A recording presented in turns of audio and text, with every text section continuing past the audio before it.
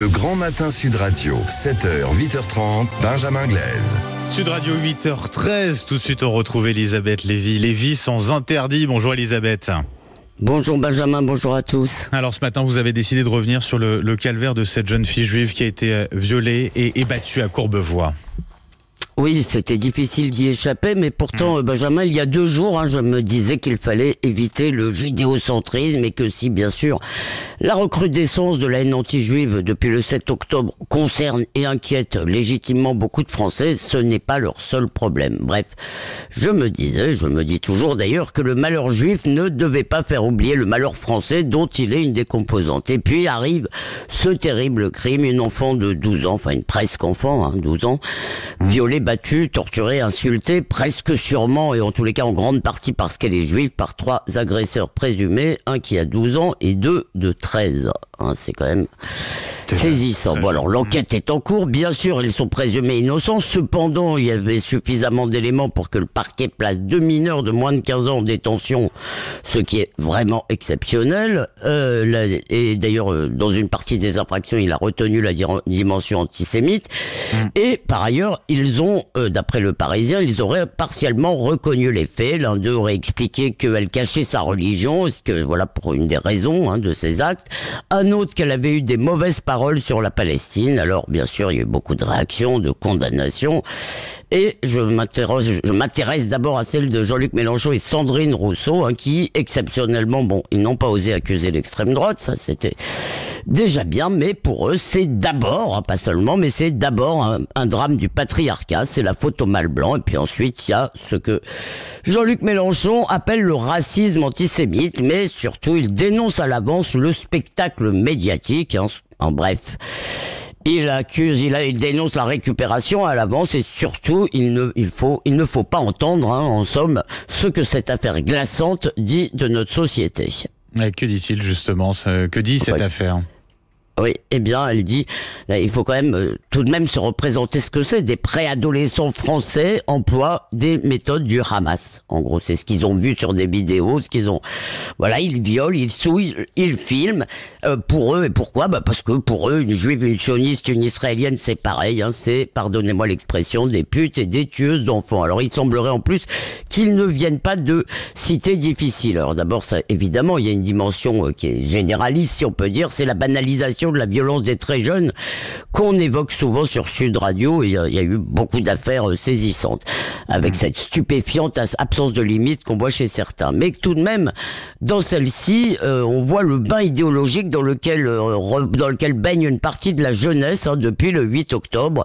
Israël est le grand Satan, le mot génocide est répété absolument à satiété toute la journée, donc des cours de récré à Sciences Po et des cités au beau quartier, la haine des sionistes ne se cache pas, et je dirais même qu'elle est tendance. Un des agresseurs, par exemple, avait une photo de drapeau israélien brûlé dans son téléphone.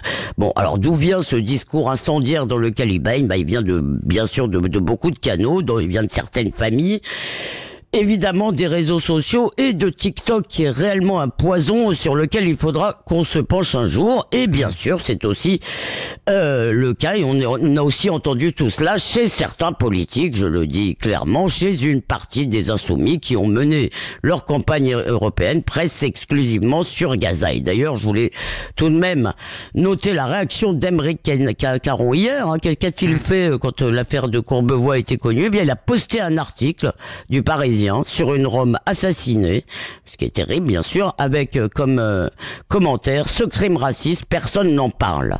Donc ça c'est quand même vraiment ce qu'on appelle la concurrence des victimes. La traduction c'est: attention, il y en a que pour les juifs, et vous êtes victime.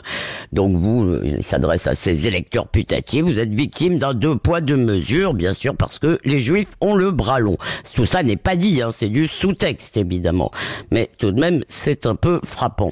Alors on en a parlé dans le journal, Emmanuel Macron veut un temps d'échange dans les classes. Oui, c'est certainement très bien, en tous les cas c'est empreint de bonne volonté, mais la vérité c'est que personne ne sait quoi faire. On ne sait pas lutter contre une vague en réalité, Benjamin, c'est assez triste à dire, mais c'est comme ça. Alors oui, peut-être qu'un jour prochain, comme le dit Georges Bensoussan dans Causeur, ce n'est pas l'antisémitisme qui sera résiduel en France, mais les juifs. Merci à vous Elisabeth Lévy. Alexis Poulain, vous avez écouté à l'instant Elisabeth avec... on peut revenir sur cette question du temps d'échange demandé par Emmanuel Macron dans les écoles. Est-ce que c'est pas aussi un aveu d'impuissance, comme le disait Elisabeth à l'instant? Et puis sur le reste, banalisation de la violence des mineurs et puis ce bain idéologique dans lequel baignent nos enfants. Il y a plusieurs choses avec cette horreur, parce qu'il n'y a pas d'autre mot qui s'est produit à Courbevoie. Effectivement, il y a d'abord la question sur la violence et la haine qui montent chez des enfants. Parce qu'il est question d'enfants, là j'ai entendu des titres, jeunes filles, etc. À 12 ans, on a une enfant. Et ces agresseurs à 13 ans sont de jeunes adolescents, on peut dire. Mais enfin, c'est incroyable d'avoir autant de haine et de violence à cet âge-là. Donc, d'où ça vient? Alors évidemment, il y a un terreau familial peut-être, il y a évidemment des médias, et des médias pour les jeunes qui sont des réseaux sociaux. Et la question de TikTok se pose évidemment sur une formation Snapchat, ou du moins aussi, Snapchat, enfin une imprégnation idéologique pour en arriver là. Et puis la question... moi qui me choque, c'est-à-dire qu'il y a un déni sur l'antisémitisme d'une part de la classe politique, mais aussi des Français, comme si finalement c'était un problème du temps passé, mais c'est pas un problème du temps passé. L'antisémitisme aujourd'hui, il tue. Moi, je me rappelle l'affaire Ilan Halimi par le clan des barbares. C'était il y a pas longtemps, en plein cœur de Paris. Il y a tous les ans quasiment quelqu'un qui se fait tuer par antisémitisme en France. Donc c'est un vrai problème de fond. Et que fait Emmanuel Macron? On va faire un temps de parole, on va faire un grand débat, on va en parler, mais où est la faillite? Enfin, c'est-à-dire, la République, liberté, égalité, fraternité, le racisme, l'antisémitisme n'a pas sa place en République. Qu'est-ce qui fait qu'on en arrive là, à une telle faillite, où des gamins de 13 ans ont cette merde dans la tête et sont capables des pires actes, avec en plus, bien sûr, visiblement, dans les détails, ils se filment. C'est-à-dire, c'est affreux de A à Z, et ça montre une barbarisation des esprits, une mutilation enfin, je ne sais pas comment c'est possible. Moi, je suis atterré. Et honnêtement, je vois personne dans la classe politique prendre la mesure de ce qui se passe actuellement en France, c'est-à-dire l'explosion sociale qui est en cours avec une jeune génération qui fait peur. Il n'y a pas d'autre mot. La preuve aussi, vous l'avez dit, avec ce temps d'échange dans les classes, annoncé par Emmanuel Macron, dans les classes pour parler de l'antisémitisme et le racisme. Est-ce que ça pèse finalement pas bien lourd, Elisabeth Lévy, face aux réseaux sociaux? D'abord, juste un mot sur ce qu'a dit Alexis. Oui, quand il dit tous les ans, il y a eu les attentats de Mohamed Merah, évidemment, l'école de Toulouse, aux Zaratora. Il y a eu des agressions anti-juives, il y a eu Ilan Halimi, mais néanmoins, il se passe quelque chose de nouveau depuis le 7 octobre. Depuis le 7 octobre, les crimes du Hamas diffusés dans le monde entier n'ont pas eu, sur une partie de nos concitoyens, sur la jeunesse, les mêmes effets que sur nous, c'est-à-dire d'horreur. Ils ont eu un effet d'entraînement. C'est ça il se passe quelque chose là qui est assez nouveau, je pense.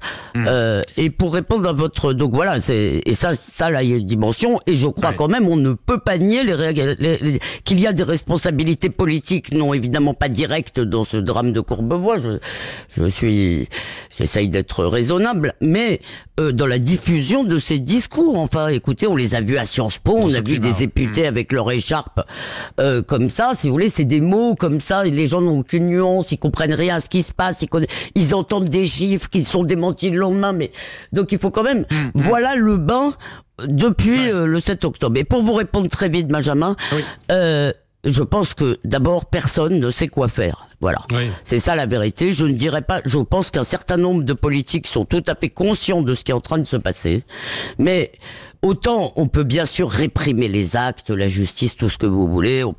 Mais là, le problème, c'est comment on enlève des cerveaux. Les idées, des stéréotypes. Ça, personne ne sait le faire. Donc moi, je jetterai pas la pierre à Emmanuel Macron d'avoir essayé, si vous voulez, de dire quelque chose, dans l'émotion, de répondre, d'essayer de faire quelque chose.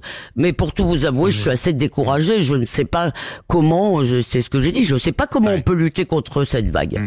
Elisabeth Lévy, vous restez avec nous, Alexis Poulain également. On va parler un petit peu des réseaux sociaux aussi qui s'invitent dans la campagne électorale pour ces législatives. Je vous rappelle juste rapidement l'invité politique tout à l'heure, 8h30, 9h de Jean-Jacques Bourdin, ce sera Yael Braun-Pivet. À tout de suite sur Sud Radio.